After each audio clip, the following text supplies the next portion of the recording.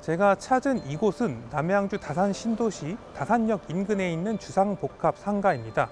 여기저기 임대 간판이 붙어져 있고요. 임차인을 찾는 현수막도 여기저기에 널려 있습니다. 이렇게 보시면은 주변에서 상가가 줄지어서 비어 있는데요. 이 중심 상권임에도 불구하고 상가 공실이 상당히 심각한 걸 보실 수 있겠습니다. 이 안쪽으로 들어가 보면은 이렇게 비어 있는 모습입니다. 한번 2층으로 올라가 보도록 하겠습니다.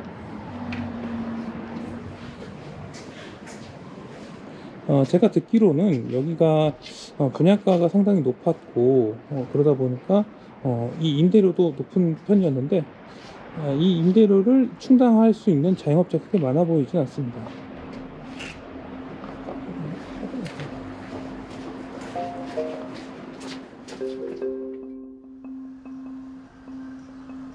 이 다산 신도시는 2009년에 보금자리 주택 사업의 일환으로 개발이 시작됐습니다.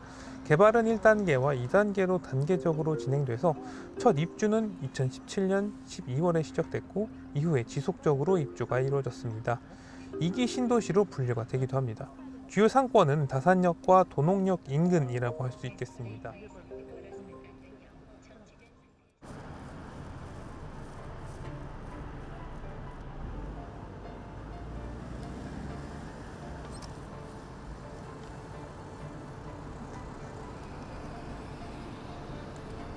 다산 이제 신도시 같은 경우에는 그러니까 이제 진건지구하고 지금지구 순차적으로 진건지구 먼저 분양되고 입주하고 그다음에 지금지구 분양하면서 입주를 해 왔는데 중심상업지구 내에 있는 상가도 분양가가 높았고 전체적으로 분양할 때는 분양가가 높은 관계로 정말 자리가 좋은 이렇게 저희 상가처럼 이렇게 좋은 입지에 있는 상가들 말고는 임대인분들이 그러니까는 제대로 된 그러니까는 분양가 대비했을 때 수익률이 맞춰지는 만큼의 월세를 받는 호실이 많지 않아요. 그는 이제 다산뿐만 아니라 다른 신도시도 마찬가지겠지만 그래도 공실로 내비두는 것보다는 그러니까는 조금 낮은 임차료로 임대를 놓는 게 낫기는 하겠지만 그러니까 또 임차인 입장에서 보면 그러니까는 아무리 임대인이 이게 이렇게 임대료를 좀 낮춰서 임대를 놓는다고 해도 들어와서 이렇게 영업하시는 임차인 분들은 그 임대료가 좀 부담스러워서 이렇게 그 업종이 자주 바뀌는 부분도 있죠. 그러니까는 잘 되는 업종들 잘 되는 이제 이렇게 상가들도 있기는 하겠지만 거의 이렇게 자주 손바뀜이 일어나기는 해요.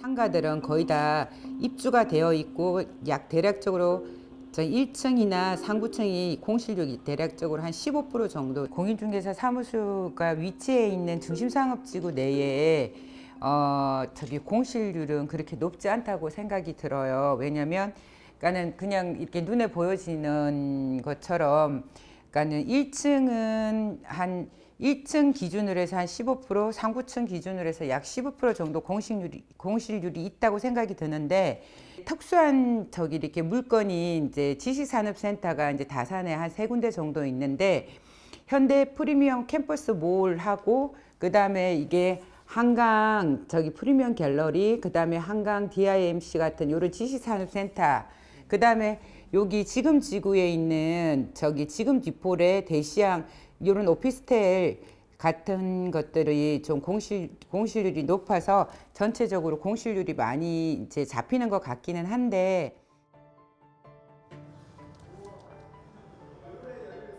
여기는 남양주 다산 신도시에 있는 지식산업센터입니다. 이 지식산업센터는 한때 수익형 부동산으로 각광받았었습니다. 아파트형 공장으로도 불리고요. IT 복합 업무 시설로 오피스와 유사하게 평가받고 있습니다.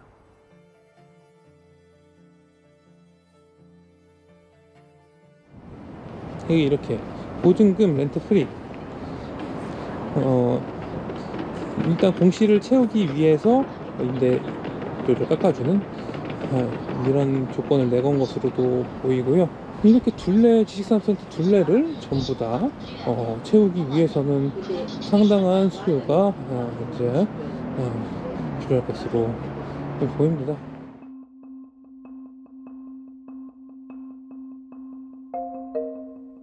남양주에서도 베드타운을 넘어서 자족 기능을 강화하겠다면서 최근 몇 년 사이에 수많은 지식산업센터가 공급됐습니다. 하지만 고금리 장기화 속에서 경기 부진이 지속되면서 상황이 달라졌습니다. 공급 과잉과 수요 부족이 겹치면서 공실이 속출하게 된 것이죠. 이 때문에 지식산업센터 내에 있는 상가도 덩그러니 장사를 할 수 없기 때문에 공실로 남게 되는 것입니다. 분양할 당시에 피 받고 팔 수 있다. 좋은 입지니까 이런 형식으로 분양을 해서 그러니까는 이제 분양은 다 되었는데 잔금을 정리할 수가 없고 그다음에 이제 입지가 떨어지잖아요. 그러니까는 사람들이 지금 유동 인구가 있고 그다음에 이제 물건을 살 수 있는 수요가 있어야 되는데 그러니까 입지적 다산을 기준으로 해서 입지적으로 이렇게 조금 빠져 있는 곳에 상가 비율이 높다 보니까 고분양가였고 그다음에 투기 수요가 있었고 그다음에 이제 입주 때 잔금 정리할 수 있는 임대인들이 없고 해서 그리고 또 임차인 입장에서는 임대료가 높고 지금 같은 경우에 임대료를 아무리 낮춰도 저기 입주를 하려고 하는 분들이 없는 것도 맞기는 해요. 그러니까는 위치적으로 좀 떨어지잖아요. 그러니까는 상가가 있으면 어쨌든 사람들이 많이 와서 물건도 사고 음식도 먹고 해야 되는데 접근성이 떨어지고 임대료가 높고 이러다 보니까 조금 공실률이 많은 편이에요. 이곳은 남양주 다산역 인근에 있는 상가입니다. 여기저기 임대 간판이 붙여져 있고요. 외벽에는 임차인을 구하는 현수막이 있습니다. 상가가 줄지어 비어 있는 것을 볼 수도 있습니다. 역세권 상가이기 때문에 투자 가치가 높은 것으로 주목받았었고 그래서 비쌌습니다. 평당 1억이 넘는 곳도 많았었고요. 이에 임대료도 비싸서 수요가 충족되지 않으면 쉽사리 들어오기가 힘든 상황이 됐습니다. 신도시 상가의 경우에 잠재 상권으로 앞으로 상권이 발달할 것으로 전망되고 서울과 가깝기 때문에 입지가 좋다고 봐서 과잉 공급되는 경향이 강합니다. 대규모 입주가 진행되기 때문에 안정적 배후 수요를 가졌다고 평가받았습니다. 하지만 미래 가치를 땡겨서 분양가가 책정되다 보니까 분양가가 비싸졌고요. 이 때문에 임대료도 높아졌는데 그만큼 임차인들은 돈을 벌지 못하기 때문에 이탈로 이어지면서 상가가 계속해서 비어가는 것으로 볼 수가 있겠습니다. 한국부동산원에 따르면 남양주 다산 신도시 집합 상가 공실률은 13.6%에 달해서 주요 신도시 상가 중에서 가장 높은 수준을 보였습니다. 공급 문제도 심각한데요. 다산역 주변으로 공급된 상가도 오피스텔 등 주상복합으로 인해서 포화 상태로 보입니다. 남양주시 상가의 올해 2월 매각가율은 42.4%에 불과했습니다. 남양주 핵심 1층 상가의 경우에 감정가가 10억 원이 넘었었는데 올해 2월 매각가는 5억 3,600만 원 선에 불과했고요.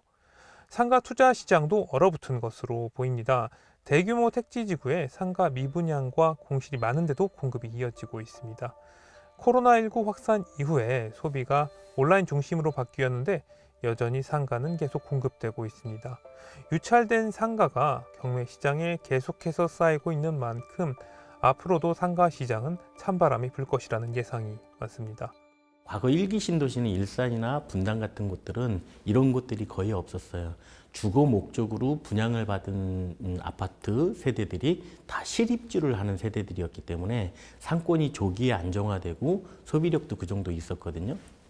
근데 지금들은 이 신도시 외에 나머지 이제 외부로 확장 주거의 안정이라든가 아파트의 세대별 물량 공급을 위해서 조성됐던 신도시들일수록 거리가 멀어지다 보니까 사실 투자용 목적으로도 아파트를 분양을 받으시고 본인이 실거주하지 않는 경우들이 많아지면서 초기에서부터 상권이 형성되지 않는 현상들을 많이 겪었어요.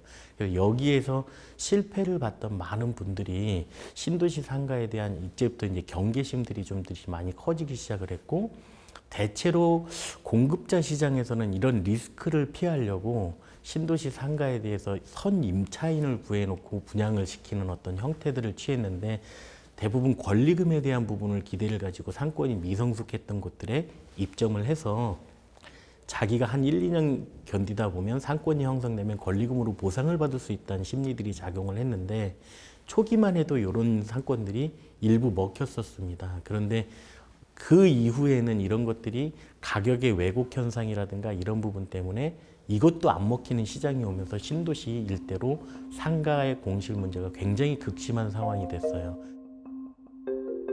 상가가 워낙 비다 보니까 정부 차원에서도 대응에 나섰습니다. 정부가 신도시와 공공주택지구에 공급하는 상업 용지를 축소하는 방안을 검토합니다. 지금 이미 공급된 신도시 상가와는 별개로 3기 신도시 내 상가의 과잉 공급을 막아보겠다는 것입니다. 현재 3기 신도시 상가 공급 기준은 2019년 기준인데요. 이는 코로나19 전이기 때문에 현재 온라인 시장이 활성화된 시점과는 맞지 않는 것입니다. 이에 국토교통부는 연구 용역을 통해서 상업용지 계획이 적정한지 살펴본 뒤에 상가 공급을 조절할 예정입니다. 또 국민권익위원회도 신도시 지역의 상가 공실 문제 장기화를 막기 위해서 규제 완화를 검토합니다. 상업지역 내 주상복합 상가 의무 비율을 낮추는 등 규제 개선 방안을 마련합니다. 신도시 개발 당시에 도시개발 시행자와 건설 사업자가 수익성을 위해서 상가 비율을 과하게 책정하는 경향이 있었는데 이를 막겠다는 것이죠. 신도시 상가 공실, 공급 과잉과 수요 둔화가 맞물리면서 눈덩이처럼 불어나는 모습을 확인할 수가 있었습니다. 어떻게 보면은 경기 침체의 민낯이라고도 할 수가 있겠습니다. 이 사회적 구조 변화 속에서 공실을 해소하기는 쉽지 않아 보이는데요. 정부의 적극적인 대응과 경기 활성화 정책이 시급한 시점이라고 할 수가 있겠습니다. 할 것 없이 금리가 모두 올랐습니다. 금리? 그냥 지나치면 안 되죠. 골을 넣으려면 타이밍과 정확한 계산이 필수적인 것처럼 재테크의 시작도 금리에서 출발합니다. 금리부터 알아야 돈이 어떻게 움직이는지 자산의 흐름이 한눈에 들어오기 시작하죠. 자산 관리의 첫 단추이자 재테크의 핵심인 금리. 이 한 권에 모든 걸 완벽하게 담아냈습니다. 이제 금리와 썸 탈 준비 되셨나요?